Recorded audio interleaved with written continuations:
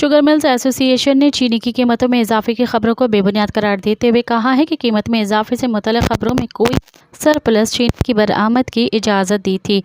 मुल्क के मुख्तलिफ हिस्सों में चीनी की रिटेल कीमतें 130 रुपये तक हैं। गुज़िश्ता क्रशिंग सीज़न 2023-24 के अख्ताम के बाद से चीनी अपनी पैदावारी लागत से बहुत कम पर फ़रोख्त हो रही है।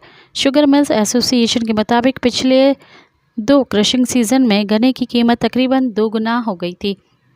गन्ने की कीमत में इजाफे ने चीनी की पैदावारी लागत को बढ़ा दिया था। एसोसिएशन ने हुकूमत से चीनी के सट्टेबाजों के खिलाफ सख्त कार्रवाई करने का मुतालबा किया है। मज़ीद ख़बरनि ऐं तफ़सीलात लाइ विज़िट कयो असांजी वेबसाइट www.awamiNewsHD.com ऐं ॾिसंदा रहो अवामी न्यूज़ HD।